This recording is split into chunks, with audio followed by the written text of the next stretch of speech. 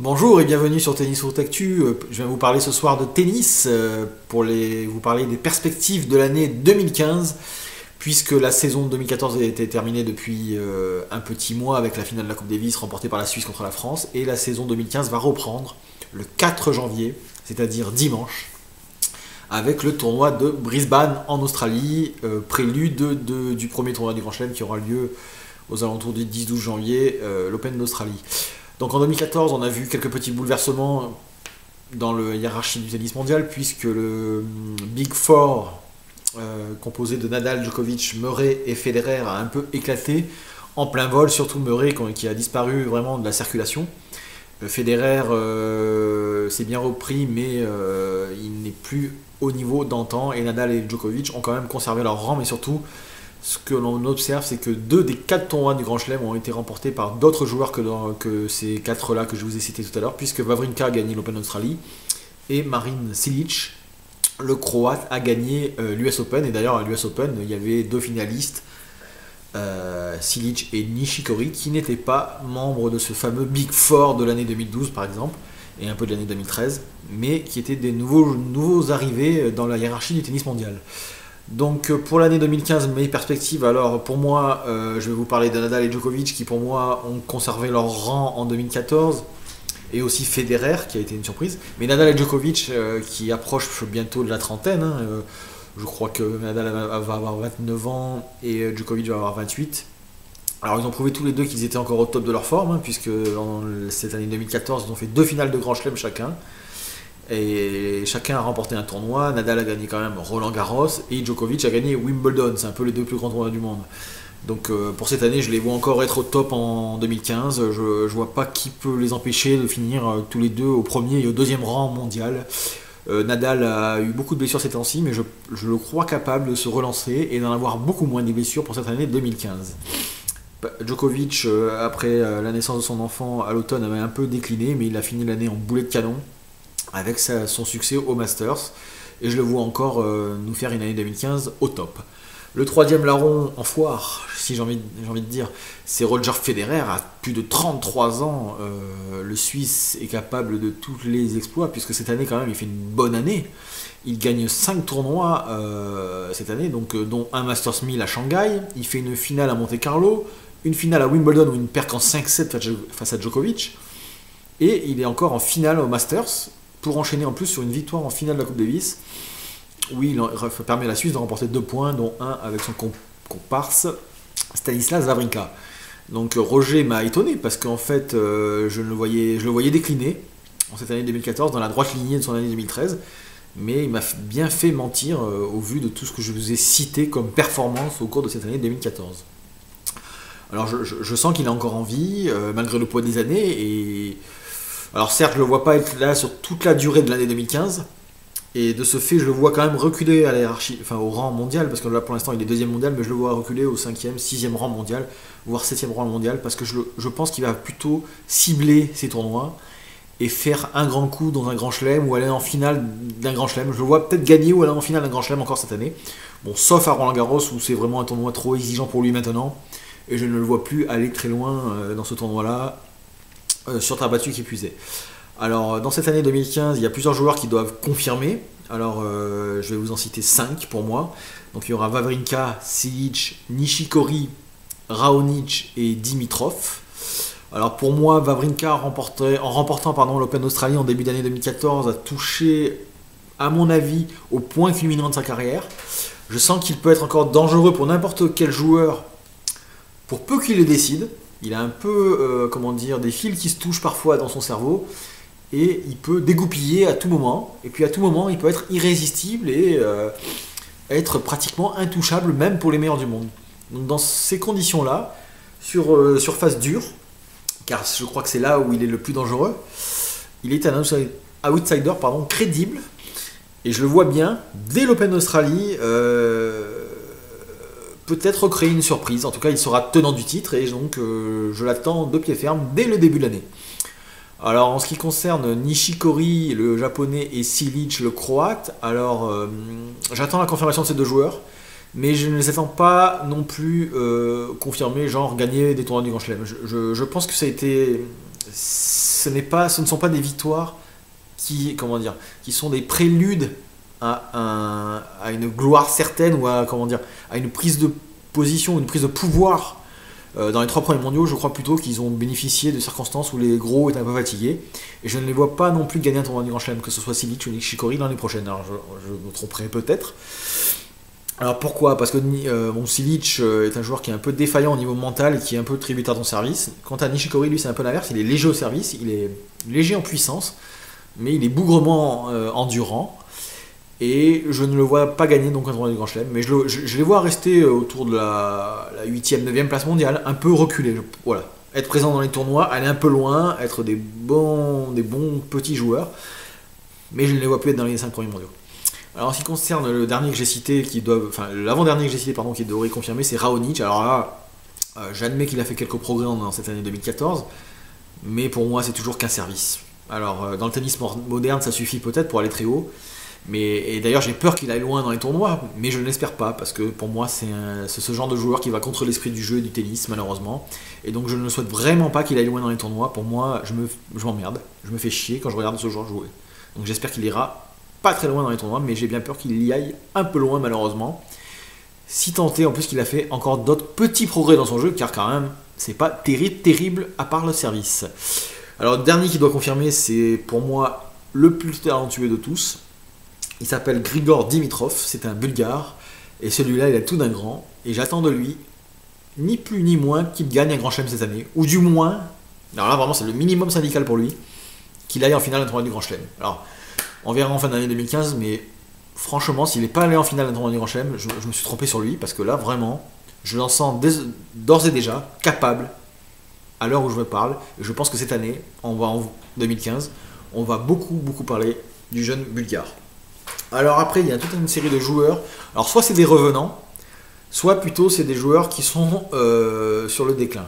Alors, cette année, je vais faire un pari sur un joueur. C'est un peu risqué, mais c'est Andy Murray. Est-ce que Andy Murray peut retrouver les sommets? Eh ben oui, je l'en crois capable. Je crois même, et là je ne vais pas l'enterrer du tout, que entraîné par Amélie Mauresmo, s'il est débarrassé de ses blessures, s'il retrouve un supplément de motivation, il a les armes pour revenir dans le top 3. Il a les armes pour gagner un Grand Chelem.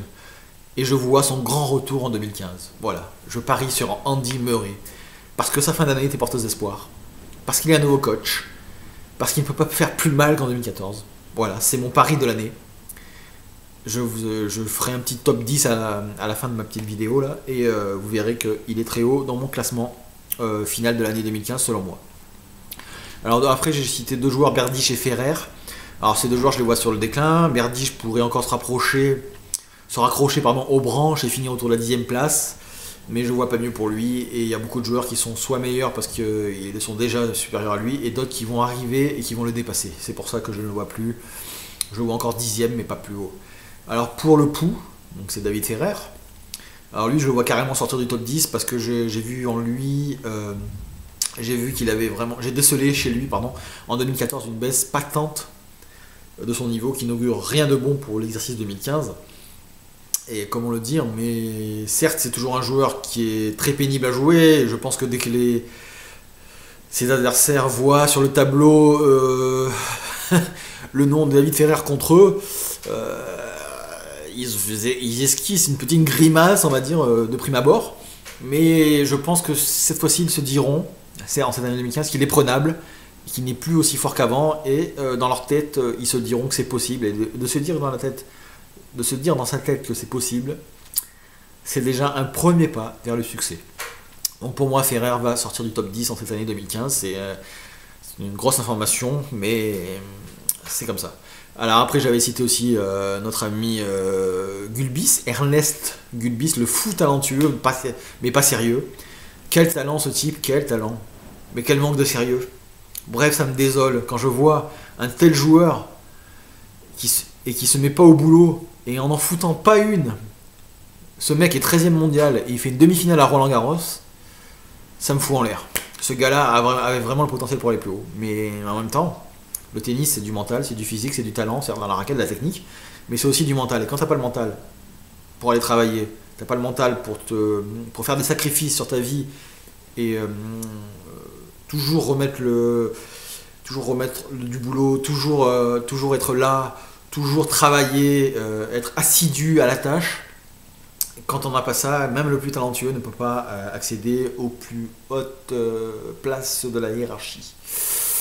Donc je le cite au cas où, parce qu'il suffit qu'il travaille pendant 3 mois, qu'il nous sorte un super tournoi pour qu'il gagne n'importe qui. Hein. Non, mais voilà, je le cite. Alors en 2015, on devrait aussi voir le retour de notre ami Jean-Martin de la Poutre, donc alias Juan Martín del Potro en espagnol dans le texte, en argentin dans le texte. Alors sur sa qualité intrinsèque, il peut bousculer la hiérarchie, mais sera-t-il en pleine possession de ses moyens? Je l'espère vivement, parce que je trouve que c'est un joueur sympa. Quelqu'un de très dispo, quelqu'un qui parle aux médias, quelqu'un qui aime ce qu'il fait. Et ses multiples blessures au poignet m'ont désolé, parce que quand même il avait gagné l'US Open, il avait battu Federer, mais le vrai Federer, j'ai envie de dire, au temps de sa splendeur. Et donc ce gars-là avait été promis un bel avenir, mais les blessures l'ont perturbé. Mais cette année, normalement, il devrait revenir. Et bon, ça va être long, parce que le temps qu'il reprenne sa condition physique, ça va être long, mais je le vois, enfin je l'espère, et je serai content de le voir sur les terrains de tennis. Donc cette année, alors il reste 2 catégories. L'avènement au plus haut niveau. Donc l'avènement au plus haut niveau, il y a 4 joueurs.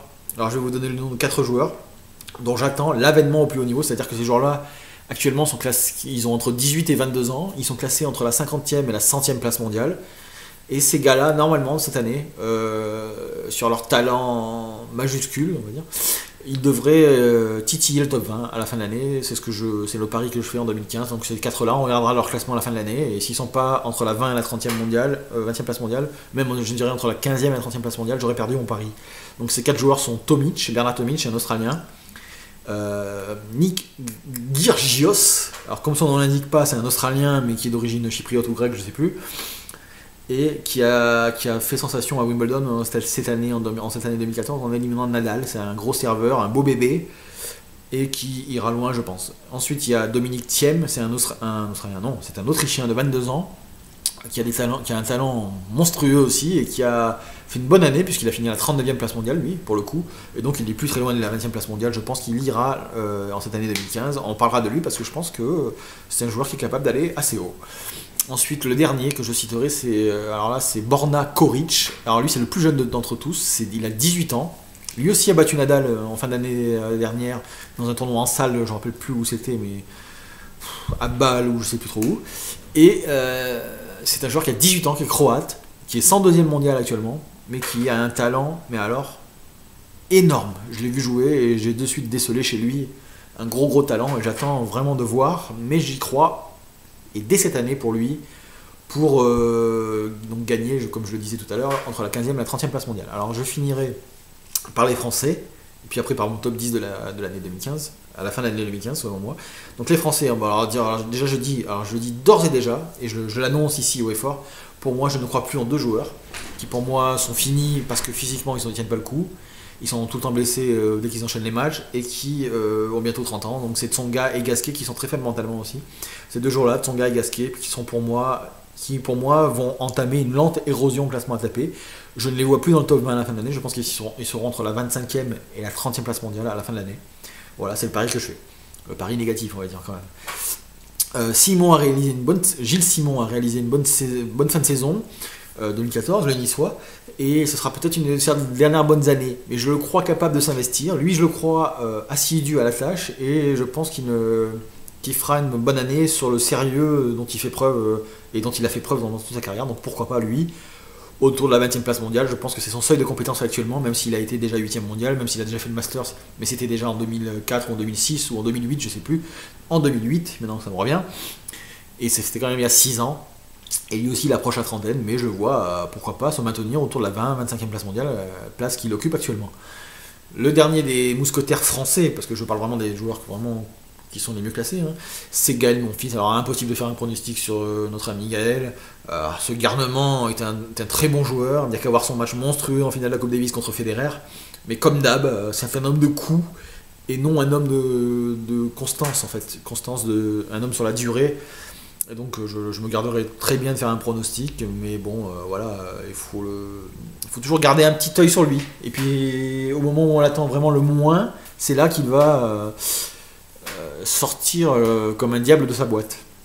Alors, je surveillerai cette année le comportement d'un jeune joueur qui a même pas 20 ans, hein, qui a 18 ou 19 ans, je sais plus, qui s'appelle Lucas Pouille. C'est un jeune joueur français qui est assez talentueux. Il est actuellement dans 133e place mondiale. Et normalement, cette année, il devrait gagner le top 100.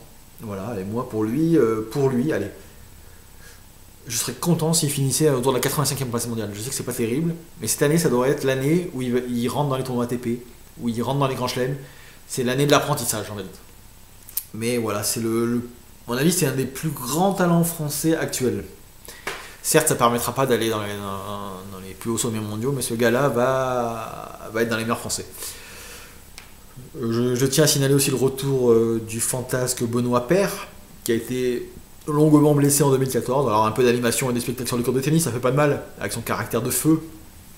On va encore se régaler avec notre ami Benoît Paire, qui a aussi un talent de gaucher qui est vraiment pas mal.